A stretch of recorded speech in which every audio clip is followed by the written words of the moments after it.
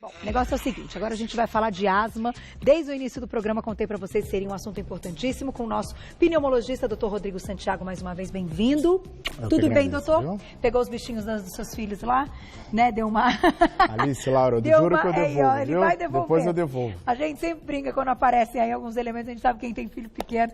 Doutor, esse é um assunto importante, a gente está numa época do ano que tem que ter aí um alerta e uma atenção, porque quem tem o diagnóstico, quem já descobriu e que, enfim, se cuida, né, controla a asma durante todo o ano, nesta época do ano pode ter crises bem graves, né? Sem dúvida.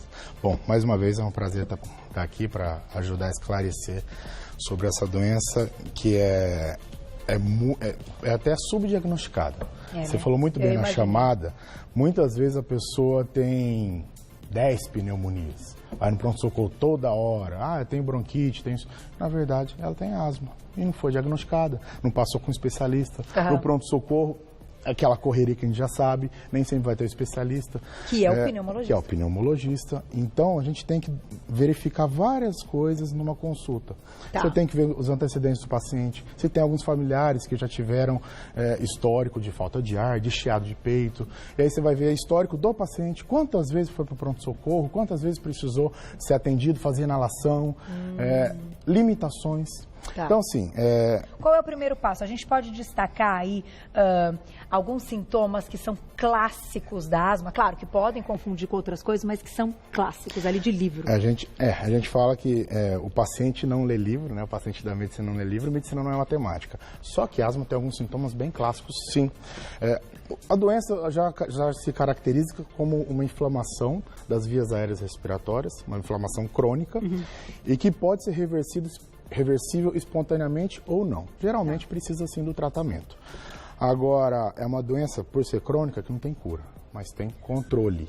Tem como ter uma vida normal. Você pode fazer parkour, você pode ser campeão olímpico. Pode correr, você pode jogar bola, você pode participar de Olimpíadas, entendeu? Você pode fazer isso tudo.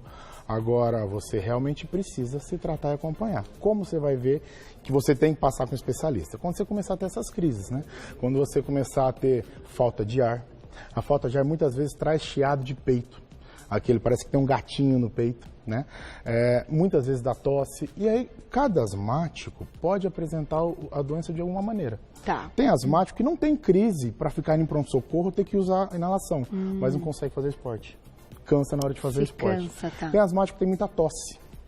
E tem esse quadro mais clássico, que esse paciente tem falta de ar. Para você ter uma ideia, a asma é descrita há muito tempo, mas a primeira vez que apareceu o nome asma foi na Grécia Antiga, na Ilíada de Homero, Guerra dos Gregos e Troianos, e asma vem de ofegante. Né? Olha que interessante. E o problema maior é que demorou muito tempo para conseguir ter um tratamento. Então você que é adulto e fala, eu nunca tratei porque não foi diagnosticado, na verdade não tinha muito tratamento. Entendi, Na década de 50, 60 começaram os testes, entraram no mercado na década de 90 nos Estados Unidos. As medicações que hoje em dia a gente tem. Muito recente. No Brasil, para você ter uma ideia, caiu bastante, coisa de 80% de mortalidade de asma a partir de 2005, quando entrou uma das medicações, que é a principal da asma, que é o corticoide inalatório, que entrou no SUS. Que é a bombinha. E aí a gente tem vários bombeiros que a gente vai até falar sobre isso, né? Agora, eu te pergunto, até como a gente citou o lance da pneumonia e da falta do diagnóstico preciso, vamos comparar um pouquinho a pneumonia com a asma, até para entender né, o que elas têm em comum e o que de fato vai diferenciar. A pneumonia é um quadro infeccioso, muito comumente causado por uma bactéria, que a gente é colonizado por essa bactéria, e aí a gente tem alguma queda da imunidade, ela invade o nosso corpo e tem um quadro infeccioso. O que ela causa? Tosse, geralmente produtiva, muitas vezes causa febre e prostração, aquele corpo ruim, a gente já falou, fica né? derrubado, caído. Muitas vezes febre, não sei se eu falei. Agora, a asma, independente de ter infecção ou não, pode ter tosse, geralmente não tem expectoração purulenta. Mas tem muita falta de ar e tem chiado de peito. E não tem febre? Não. A asma é um quadro crônico, uma inflamação, não é uma infecção. Não é uma infecção. Né? Então, por isso que tem que começar a pensar. Está tendo muitas visitas indesejadas ao pronto-socorro, está tendo que fazer inalação direto, tem um gatinho no peito, não consegue praticar esporte, tem que procurar um pneumologista. Uma coisa muito interessante no consultório é assim, quando você está tentando falar com o paciente, descobrir que ele está sentindo. E aí ele é sedentário, trabalha pra caramba. Trabalha pra caramba, não faz exercício nenhum. Não sobe escada porque pega elevador. Então ele nem sabe. Não liga, não sabe. Não sabe. Às vezes você até tem que entrar num quadro até mais delicado. Falar, como que é a relação com o parceiro, com a parceira? Relação sexual. Porque é uma hora que ele se cansa. Senão você não diagnostica o quadro de asma. Vida, olha que interessante. No Brasil, tem 6 milhões, pouco mais de 6 milhões de casos de asma. Mas pensa se tem muito mais subdiagnosticado. É uma doença que mundialmente afeta 300 milhões de pessoas. E desde a fase infantil que a gente vai falar também. Eu vou só colocar na tela, doutor, para você explicar a diferença. Então, a gente tem uma foto, né, duas imagens aí para a gente mostrar. Então, o que é? O que está mostrando aí? Isso é muito interessante. Você vê, pensa nos pulmões como uma árvore de ponta cabeça. Tá, é verdade. Né? É uma árvore de ponta cabeça. Isso é até um abraço pro meu pai, que também é pneumologista. Olha que legal. Eu cresci escutando isso. Eu trouxe para mim. Então, a traqueia é o tronco, tá? Os brônquios são os galhos e os alvéolos são as folhas, que é onde tem as trocas gasosas. Tá? Essas trocas gasosas é quando a gente inspira e expira, e aí você vai receber oxigênio e soltar o gás carbônico. Quando você vê ali os brônquios, o brônquio que está mais alargado, bonitinho, é onde tem a passagem de ar corretamente. Tem até um vídeo que vai conseguir mostrar legal quando ele chega naquele outro aspecto que está mais grosso, né? Está inflamado, que a gente fala, está inchado, para vocês entenderem melhor. Então aí, a pessoa respirando, o ar passa pela traqueia, chega nos brônquios, os bronquíolos terminais, aí essas sáculas parece uva, né? Os alvéolos. Agora, antes de chegar nos alvéolos, você pode ter um quadro inflamatório. Esse quadro inflamatório, que no paciente asmático é crônico, você vai ver, a passagem de ar é muito mais fácil quando tem mais espaço. Quando começa a ficar inchado, começa a juntar essa secreção mucosa, começa a ficar edemaciado, né, inchado, inflamado, e você vai precisar de medicações para desinchar isso aí. Que é a crise. Você está tendo a crise de asma. Agora, tem paciente que tem quadro crônico e está sempre inchado. Só que não sabe ou não trata direito. Um problema muito sério no Brasil é que, assim, 30% dos pacientes estão em tratamento correto. E não é só o Brasil. A gente tem alguns dados estatísticos que no mundo inteiro, inclusive os países desenvolvidos, a gente tem paciente usando muito mais a medicação de resgate, que a gente chama de SOS, do que a medicação de controle. Então, a gente precisa dar esse alerta para o paciente asmático. Agora, me conta uma coisa, doutor. Como é que a gente... o diagnóstico, claro, entendi, tem que ser preciso. O especialista, normalmente, é o que vai ter aí essa vamos dizer, exatidão ali de te dizer que você está com a asma. O que leva o paciente, então, a desenvolver a asma? A gente pode citar fatores genéticos, hereditários, entram. E aquela parte que é uma questão um pouco alérgica, ela está diretamente ligada à asma? Porque é complicado muitas vezes, o paciente vai, não sei, pode adquirir uma asma ali nos seus 10 anos de idade, uma criança. Sendo que até os 10 ele viveu muito bem fazendo tudo e de repente ele teve aí essa inflamação. O que leva a isso? Mais comumente a pessoa acaba nascendo com asma, né? E tem os casos de bronquiolite quando o bebê, e depois vai sendo feito o diagnóstico através até do histórico familiar que a gente falou. Tem um exame que a gente faz para crianças maiores e adultos que chama espirometria, que é a prova de função pulmonar. É um exame de soprar para a gente avaliar a obstrução, a dificuldade da passagem de ar e a dificuldade respiratória da pessoa. Agora, para crianças menores, não tem como. Então, você tem que ir em cima do quadro clínico, principalmente. Nem sempre os exames de imagem acabam mostrando muita coisa. O raio-x não mostra isso. E você não vai fazendo tomografia para qualquer bebê, para qualquer criança pequena.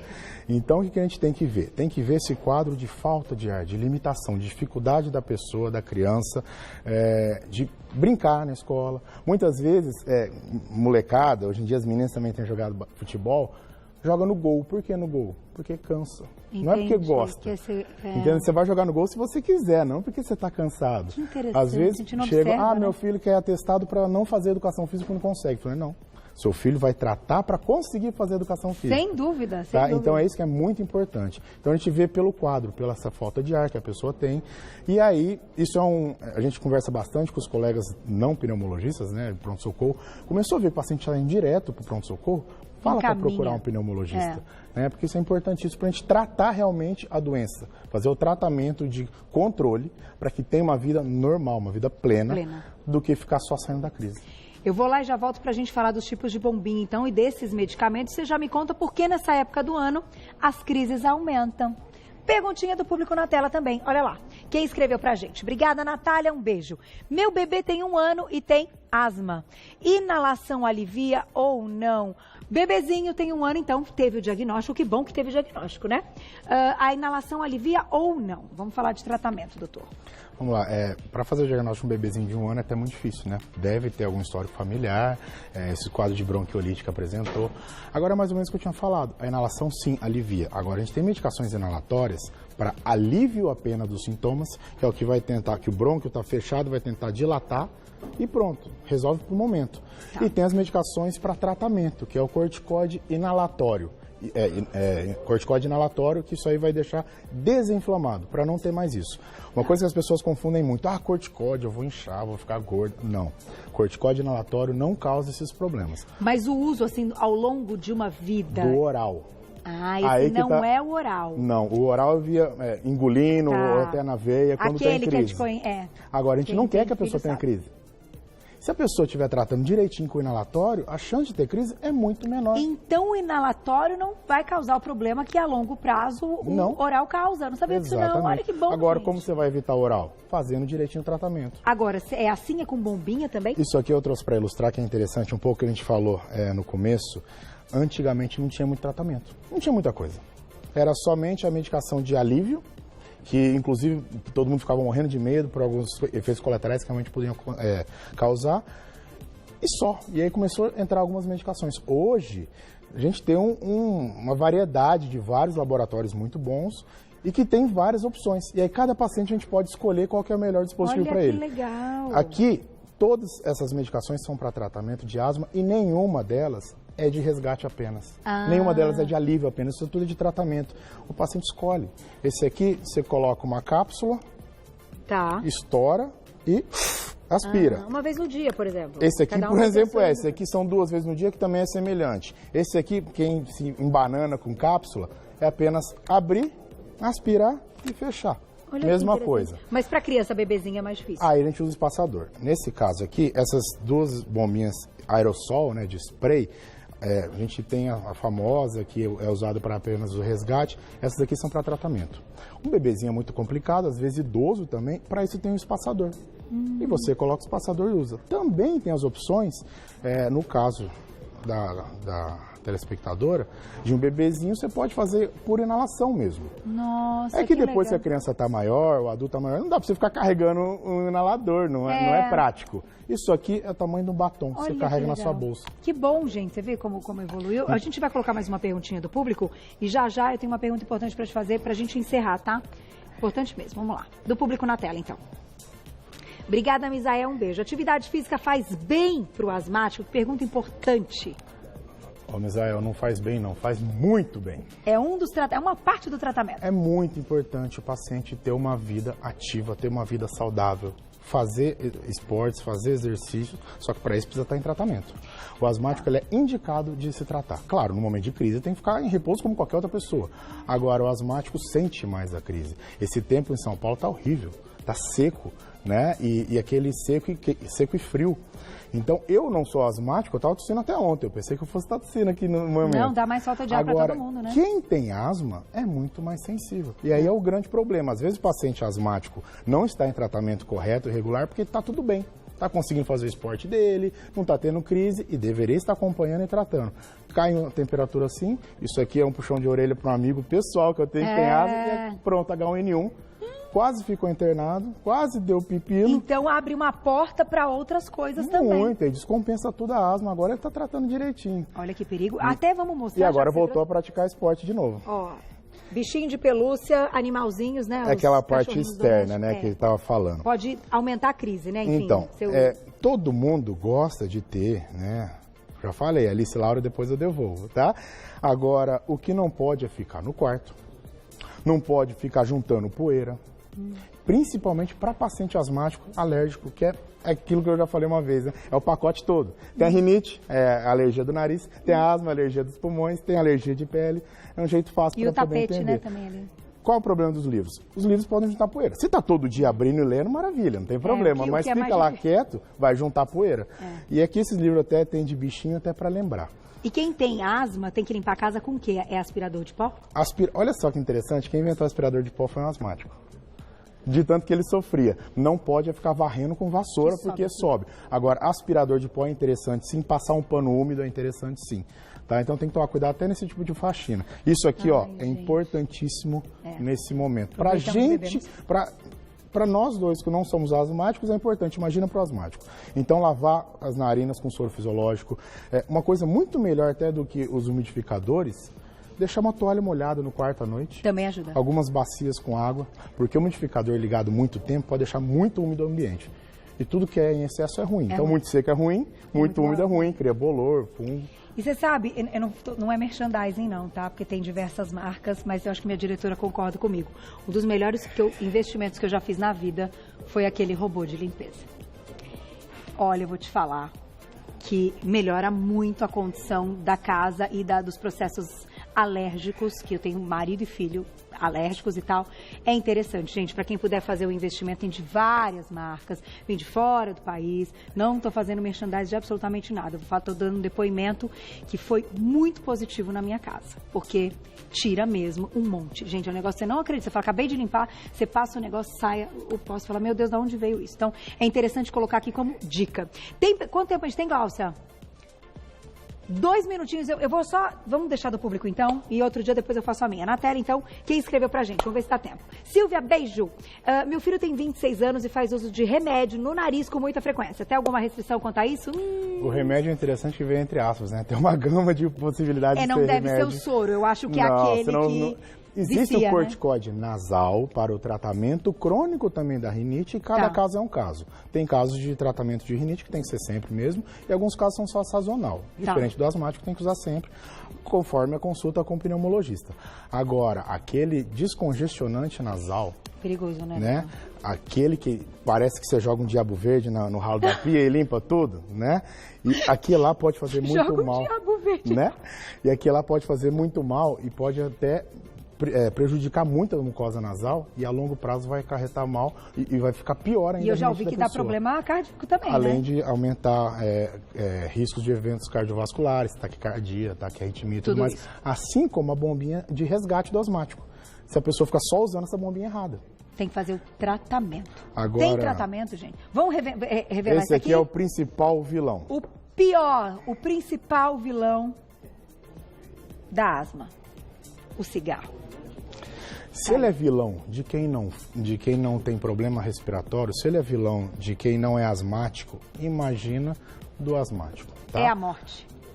Não dá. A chance de ter crise é muito maior. No Brasil, morre de 3 a 5 pessoas por dia de asma. Meu Deus. Então, ela é uma doença potencialmente fatal. Você, repito, a gente tem que deixar isso muito claro, você deve ter uma vida normal. Você não só pode, como você deve ter uma vida ativa. Se você quiser ser campeão olímpico, eu falo meus pacientes quando são crianças, né? Depois de adulto não dá para ser campeão olímpico, mas você pode fazer o parkour, praticar esporte, fazer tudo normal. Agora, tem que tratar. Tem que tratar. Porém, o cigarro te aumenta e muito o risco de ter um evento fatal. Eu tenho que encerrar, doutor. Eu ia deixar uma pergunta a respeito da alimentação. Se vocês já estão estudando algo assim... Temos 30 segundos. Deixa eu agradecer, vai ficar para a próxima, tá? A gente volta para falar dos novos estudos aí. Site do doutor, rodrigosantiagopneumo.com.br, rodrigosantiagopneumo.com.br. Numa próxima a gente fala, então, da alimentação e de algumas coisas alergênicas que podem, enfim, estar ligadas aí, mas fica para a próxima. Obrigada pelo carinho. Voltamos amanhã, 11h30. Obrigada, doutor Té. Obrigado, eu. A próxima. Tô te esperando, hein, gente?